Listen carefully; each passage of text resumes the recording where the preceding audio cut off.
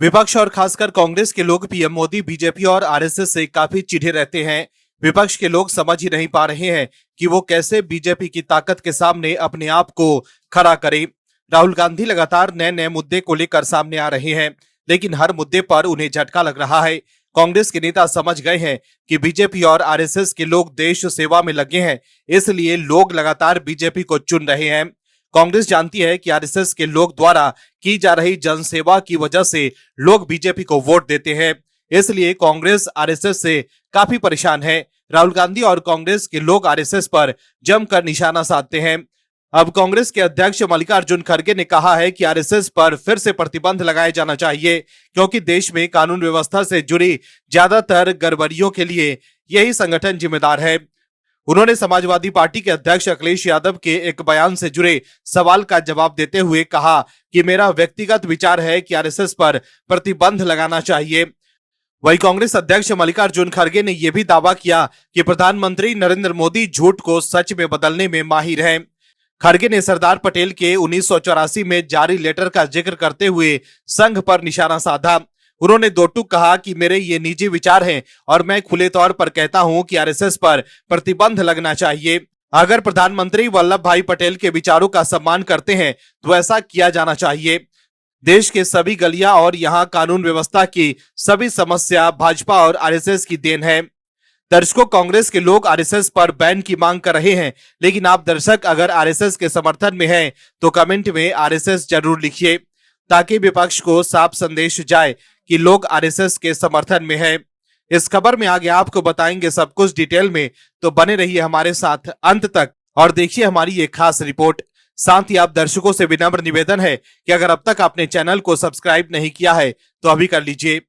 दर्शकों, पीएम मोदी के गमछा लहराने का एक वीडियो बिहार में राजनीतिक चर्चा का विषय बन गया है। शुक्रवार को पीएम मोदी जब मुजफ्फरपुर पहुंचे तो समर्थकों की भारी भीड़ और गूंजते नारे मोदी मोदी के बीच उन्होंने अपने मधुबनी प्रिंट वाले गमछे को हवा में लहराया।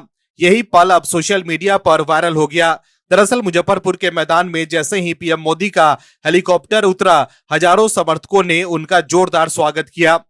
गर्म और उमस भरे मौसम में भी भीड़ का जोश देखते हुए पीएम मोदी ने मुस्कुराते हुए गमछा लहराया और भीड़ की ओर हाथ जोड़कर अभिवादन किया। वीडियो में देखा जा सकता है कि पीएम मोदी लगभग 30 सेकंड तक गमछा लहराते हुए भीड़ की ओर देखते रहे। इसके बाद वो छपरा रैली के लिए रवाना हो गए। हालांकि ये पहली बार नहीं है जब प्रधानमंत्री मोदी ने बिहार में ऐसा भावनात्मक संकेत दिया हो। इससे पहले अगस्त महीने में औता सिमरिया पुल के उद्घाटन के दौरान भी उन्होंने गमछा लहराकर लोगों का अभिवादन किया था। गौरतलब है कि स्वतंत्रता दिवस सहित अन्य कई मौकों पर पीएम मोदी अपने पारंपरिक पहनावे में गमछा, सिर पर साफा या विशेष हेडगियर के जरिए लोक संस्कृति से जुड़ाव दिखाते रहे हैं। वहीं पीएम मोदी 31 अक्टूबर को गुजरात के एकता नगर में सरदार वल्लभ भाई पटेल की 150वीं जयंती पर कार्यक्रमों में शामिल हुए। देश के लौह पुरुष सरदार वल्लभ भाई पटेल की 150वीं जयंती के मौके पर पीएम मोदी गुजरात के दौरे पर थे। इस दौरान उन्होंने स्टैच्यू ऑफ यूनिटी पहुंचकर सरदार पटेल को श्रद्धांजलि अर्पित की। ये कार्यक्रम एक भारत श्रेष्ठ भारत के संकल्प को समर्पित है। पीएम मोदी ने लोगों को संबोधित करते हुए कहा कि सरदार पटेल की 150वीं जयंती का ये ऐतिहासिक अवसर, एकता नगर की ये दिव्य सुबह, ये विहंग दृश्य, सरदार साहब के चरणों में हमारी उपस्थिति, आज हम सब एक महान क्षण के साक्षी बन रहे हैं। देश भर में हो रही एकता दौड़ रन फॉर यूनिटी में कोटि कोटि भारतीयों को उत्साह, हम नए भारत की संकल्प शक्ति को साथ साथ महसूस कर रहे हैं। वहीं कांग्रेस पार्टी के रुख को लेकर घटक दलों के अंदर नाराजगी साफ झलक रही है। कांग्रेस पार्टी के खिलाफ भारतीय कम्युनिस्ट पार्टी ने मोर्चा खोल दिया है। सीपीआई ने एक के बदले 3 विकेट गिराने का निर्णय लिया है। कई सीटों पर महागठबंधन के बड़े नेता चुनाव प्रचार के लिए नहीं जा रहे हैं। एक सीट बछवाड़ा है, जहां भारतीय कम्युनिस्ट पार्टी और कांग्रेस आमने सामने है। वहीं सीपीआई ने कांग्रेस पार्टी को 4 नवंबर का अल्टीमेटम दे रखा है। बिहार अब पूरे तौर पर चुनावी मोड में आ चुका है और तमाम राजनीतिक दल जंग के मैदान में कूद चुके हैं। महागठबंधन के तमाम बड़े नेता चुनाव प्रचार कर रहे हैं। तेजस्वी यादव और राहुल गांधी भी चुनाव प्रचार अभियान की कमान संभाल रहे हैं। चुनाव प्रचार अभियान के दौरान कुछ सीटों पर विवाद के बादल मंडरा रहे हैं। भारतीय कम्युनिस्ट पार्टी और कांग्रेस के बीच विवाद गहराता जा रहा है। तमाम बड़े नेता विवादास्पद सीटों पर चुनाव प्रचार से बच रहे हैं। वहीं भाजपा किसी भी हाल में कांग्रेस के दबाव में आने को तैयार नहीं है। वहीं बिहार चुनाव प्रचार के दौरान मंच पर राहुल गांधी ने कहा था कि अभी तो प्रधानमंत्री वोट के लिए नाच भी सकते हैं। इस बयान को लेकर बीजेपी लगातार पलटवार करते हुए राहुल गांधी पर हमलावर है। वहीं दिल्ली के पूर्व मुख्यमंत्री और आम आदमी पार्टी के राष्ट्रीय संयोजक अरविंद केजरीवाल पर बीजेपी ने एक और शीश महल बनवाने का आरोप लगाया है। दिल्ली बीजेपी ने गूगल अर्थ वाली एक सैटेलाइट तस्वीर शेयर करते हुए आरोप लगाया है कि अरविंद केजरीवाल ने अब पंजाब में शीश महल तैयार करवा लिया है। वहीं राज्यसभा सांसद स्वाति मालीवाल ने भी इसे साझा करते हुए इसी तरह के आरोप लगाए हैं। वहीं आम आदमी पार्टी ने इसे फर्जी बताते हुए अलॉटमेंट लेटर दिखाने का चैलेंज दिया है। वहीं दिल्ली बीजेपी ने एक बंगले की सोशल मीडिया साइट एक्स पर एक सैटेलाइट इमेज को साझा की है और लिखा है कि बिग ब्रेकिंग, आम आदमी का ढोंग करने वाले अरविंद केजरीवाल ने तैयार करवाया एक और भव्य शीश महल। दिल्ली का शीश महल खाली होने के बाद पंजाब के सुपर सीएम अरविंद केजरीवाल जी ने पंजाब में दिल्ली से भी शानदार शीश महल तैयार करवा लिया है। चंडीगढ़ के सेक्टर 2 में सीएम कोटे की 2 एकड़ की आलीशान 7 स्टार सरकारी कोठी अरविंद केजरीवाल जी को मिल गई है। पीएम मोदी ने एक बार फिर बिहार चुनाव से पहले बड़ा सियासी दांव चल दिया है, जिससे विपक्ष में खलबली मच गई है। पीएम मोदी ने बता दिया है कि उनके आगे किसी के लिए भी टिक पाना मुश्किल ही नहीं नामुमकिन है, जिसके बाद कांग्रेस और विपक्ष के लोग तिल मिला गए हैं। हालांकि हर तरफ से विपक्ष को झटका ही लग रहा है। कांग्रेस के नेता राहुल गांधी की वजह से लालू परिवार की भी आफत बढ़ गई है। लालू और तेजस्वी ने सोचा होगा कि राहुल गांधी के मैदान में आने से महागठबंधन को फायदा होगा, लेकिन चुनावी मैदान में उतरते ही राहुल गांधी ने ऐसा सियासी बम फोड़ दिया कि उसके चपेट में महागठबंधन ही आ गया है और लालू और तेजस्वी यादव इस मुद्दे पर शांत पड़ गए हैं। दर्शकों, बिहार विधानसभा चुनाव के महासमर में दोनों प्रमुख गठबंधनों एनडीए और महागठबंधन ने अपने अपने घोषणा पत्रों के जरिए जनता को लुभाने के लिए पूरी ताकत झोंक दी है। एनडीए ने अपना साझा संकल्प पत्र जारी कर जहां विकास और कल्याणकारी योजनाओं का मिश्रण प्रस्तुत किया है, वहीं महागठबंधन ने अपने चुनावी अभियान को सरकारी नौकरी की गारंटी और कर्मचारियों के स्थायीकरण के तेजस्वी प्रण पर केंद्रित किया है। वहीं घोषणा पत्र के आईने में आप वोट जुगाड़ की रणनीति को साफ साफ देख सकते हैं। दोनों गठबंधनों का घोषणा पत्र ये बता रहा है कि बिहार की सियासत किस तरफ जा रही है। फ्री बीच पॉलिटिक्स की सियासी सुगंध भी इन दोनों घोषणा पत्र में आप महसूस कर सकते हैं। एनडीए का संकल्प पत्र भी मतदाताओं को लुभाने वाला है। एनडीए के इस घोषणा पत्र से विपक्ष चारों खाने चित हो गया है। सियासी जानकार मानते हैं कि एनडीए का संकल्प पत्र एक सोची समझी रणनीति का परिणाम है, जिसने अपनी एकता को दर्शाते हुए अधिक मतदान करने वालों को लुभाने के लिए काफी है। 125 यूनिट बिजली का वादा किया गया है, जो मिलना शुरू भी हो गया है और जो जाति और धर्म से परे एक विशाल वर्ग को सीधे आकर्षित कर रहा है। कुछ इसी तरह स्वास्थ्य और आवास वाले मुद्दे पर भी ध्यान दिया गया है। 5 लाख रुपए तक के मुफ्त इलाज के लिए आयुष्मान कार्ड और 50 लाख पक्के मकान का वादा गरीब और निम्न मध्यम वर्ग को लुभाने का स्पष्ट संदेश है। वहीं 1 करोड़ नौकरी रोजगार की घोषणा की गई है, जो युवाओं को बूथ तक लाने में सहायक होगी। वहीं अति पिछड़ा वर्ग के 36% वोट को प्रभावित करने पर भी ध्यान दिया गया है। इस वर्ग को और करीब लाने के लिए व्यवसाय करने हेतु 10 लाख रुपए तक की सहायता दी जाएगी। साथ ही अवकाश प्राप्त न्यायाधीश के नेतृत्व में एक उच्च स्तरीय समिति का गठन किया जाएगा, ताकि इस वर्ग को मजबूत किया जा सके। वहीं एनडीए के संकल्प पत्र से विपक्ष में खलबली मच गई है। एनडीए के संकल्प पत्र पर राघोपुर विधानसभा सीट से आरजेडी उम्मीदवार तेजस्वी यादव ने कहा है कि एनडीए के लोगों को सॉरी पत्र लाना चाहिए और बिहार की जनता से सॉरी बोलना चाहिए कि 20 साल राज करने के बाद भी सबसे गरीब राज्य बिहार है। कोई कारखाना नहीं है, कोई निवेश नहीं, हर क्षेत्र में ये सरकार विफल रही है, इसलिए उन्हें सॉरी पत्र लाना चाहिए।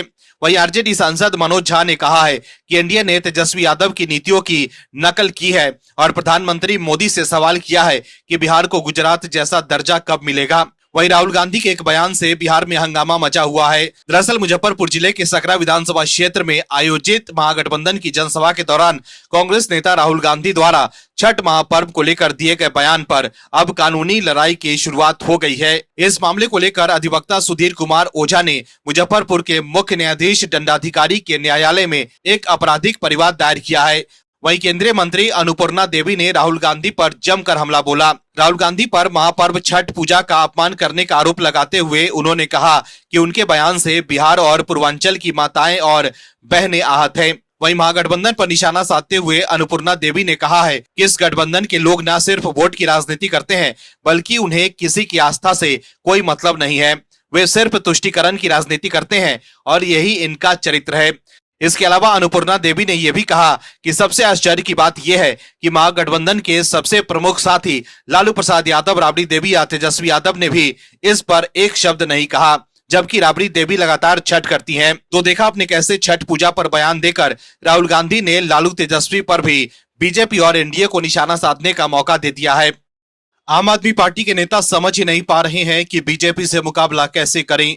आम आदमी पार्टी के मुखिया अरविंद केजरीवाल बातें तो खूब बनाते हैं, लेकिन जब काम करने की बारी आती है तब बहाने बनाने लगते हैं। अन्ना आंदोलन के बाद राजनीति में आकर अरविंद केजरीवाल ने जनता को खूब सपने दिखाए थे। दिल्ली वालों को तो उन्होंने खूब सपने दिखाए, लेकिन दिल्ली वालों को उनके हाल पर छोड़कर अरविंद केजरीवाल ने दिल्ली में अपने लिए शीश महल बनवा लिया। लेकिन दिल्ली के लोग सब देख रहे थे, इसलिए उन्हें सत्ता से बाहर का रास्ता दिखा दिया। साथ ही अरविंद केजरीवाल खुद भी अपनी सीट नहीं बचा सके। वहीं अब अरविंद केजरीवाल पर एक और गंभीर आरोप लग रहे हैं। इसके अलावा पुलिस की कार्रवाई से भी केजरीवाल एंड कंपनी की आफत बढ़ गई है। दर्शकों, दिल्ली की सत्ता से विदाई होने के बाद आम आदमी पार्टी के नेता बीजेपी से काफी चिढ़े हुए हैं।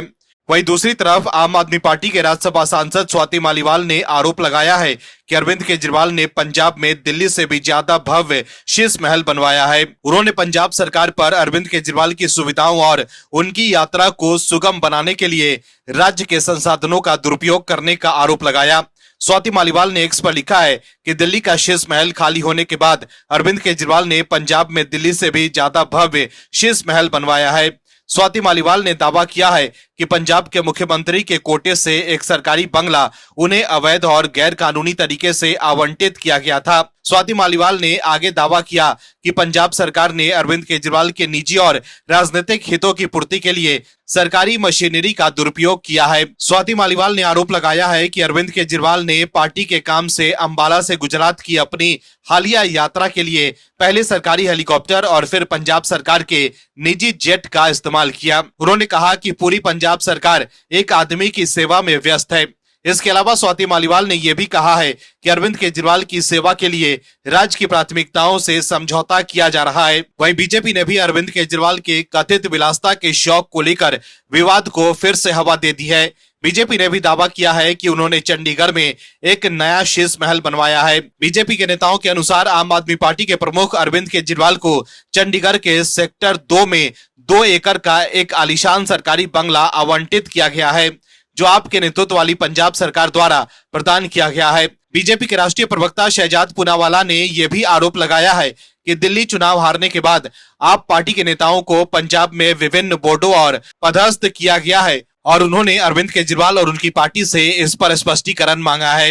वहीं गुजरात में आम आदमी पार्टी के नेताओं की गिरफ्तारी से भी अरविंद केजरीवाल काफी चिंतित है। हाल के दिनों में आम आदमी पार्टी के कई नेता गिरफ्तार हुए हैं। ऐसे में अब गुजरात जाकर अरविंद केजरीवाल ने कहा है कि यदि एक दिन के लिए पुलिस हटा दी जाए तो गुजरात में बीजेपी वालों को किसान दौरा दौरा कर मारेंगे और जीना हराम कर देंगे। दर्शकों, आप पार्टी के नेताओं की आदत है कि वो हर राज्य में अपने आप को मजबूत करने के लिए धरना प्रदर्शन करने लगते हैं, लेकिन जब कानून व्यवस्था भंग करने को लेकर कार्रवाई होती है तो ये आरोप लगाने लगते हैं कि ये कार्रवाई राजनीति से प्रेरित है। वहीं अब अरविंद केजरीवाल गुजरात में पुलिस हटाने की जो बात कर रहे हैं, वो ये भूल गए कि गुजरात में बीजेपी प्रचंड बहुमत के साथ सत्ता में है। ऐसे में किसानों ने ही बीजेपी को प्रचंड बहुमत से चुना है। ऐसे में किसान अपने द्वारा चुनी गई सरकार को क्यों हटाएंगे। इसके अलावा अरविंद केजरीवाल ने यह भी कहा है कि बीजेपी सरकार ने उत्तरी गुजरात में किसानों और पशुपालकों के ऊपर लाठीचार्ज किया, उन पर आंसू गैस के गोले छोड़े गए। चैतर वसावा जी आदिवासियों के हक के लिए लड़ रहे थे तो उन्हें जेल में डाल दिया। अरविंद केजरीवाल ने आगे ये भी कहा कि बीजेपी के नेता अपने परिवारों के साथ खुशी से दिवाली मना रहे थे, लेकिन गुजरात के तमाम किसान जेलों में थे और उनका परिवार परेशान था। दर्शकों, आम आदमी पार्टी के नेता की गिरफ्तारी के बाद कोर्ट से भी झटका लग चुका है। मामले की गंभीरता को समझते हुए कोर्ट ने आप नेता को जमानत देने से इनकार कर दिया था, लेकिन फिर भी अरविंद केजरीवाल इस कार्रवाई को गलत बताकर राजनीति करने की कोशिश कर रहे हैं। लेकिन अब देश के लोग समझ गए हैं कि कैसे अरविंद केजरीवाल सिर्फ आरोप लगाते हैं, लेकिन उनके आरोपों में कोई दम नहीं होते हैं। Bureau report, OMH news. आप दर्शकों से विनम्र निवेदन है कि चैनल को सब्सक्राइब जरूर करें